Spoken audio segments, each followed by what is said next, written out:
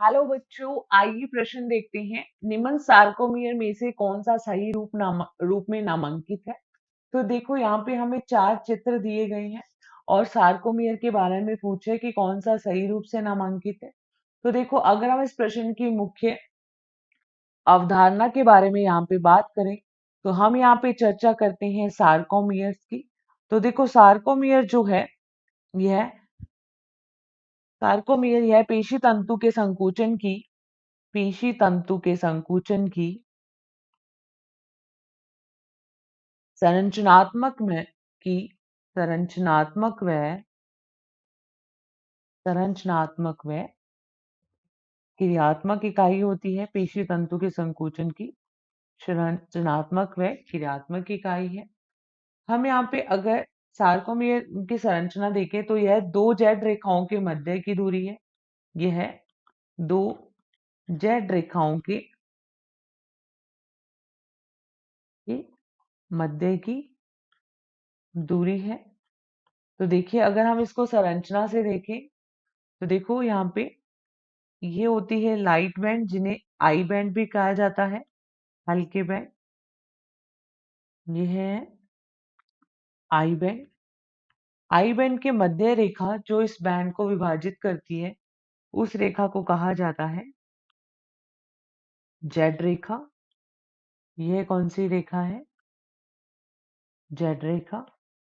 इस I band के मध्य में जो पाया जाता है उसे कहते हैं ए बैंड। यह है ए बैंड। ए बैंड के मध्य में जो रेखा विभाजित करती है उसको कहा जाता है एम रेखा।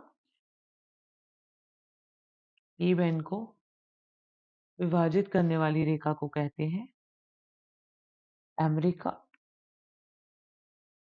और हम देखते हैं कि ए बैंड का जो भाग आई बैंड से अध्यारोपित नहीं होता, उस क्षेत्र को कहा जाता है एच क्षेत्र। तो देखो, अगर हम यहाँ पे सार्कोमियर की संरचना देखें, कौन सा विकल्प सही होगा। तो देखो, यहाँ पे ये जो है एक्टिन तंतु बिल्कुल सही दिया गया है। जो आई बैंड होता है वो हल्के बैंड है और इस प्रोटीन को एक्टिन प्रोटीन कहते हैं। डार्क बैंड या ए बैंड को क्या कहा जाता है? भारी प्रोटीन या मायोसिन कहते हैं। तो देखो, ये एक्टिन तंतु है और ये मायोसिन तंतु होंगे। बीच वाली पट्टी क्या है? ए पट्टी है। तो पहला विकल्प यहाँ पे बिल्कुल सही दे रखा है। दूसरा विकल्प क्या हो जाएगा? गलत हो जाएगा, क्योंकि ये मायोसिन तंतु नहीं है।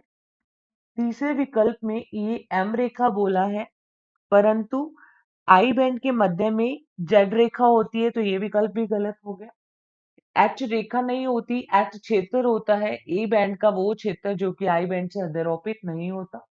तो इस प्रश्न का सही उत्तर आएगा केवल विकल्प पहला या ए। आशा करते हैं आपको इस प्रश्न का उत्तर समझ में आया होगा। धन्यवाद।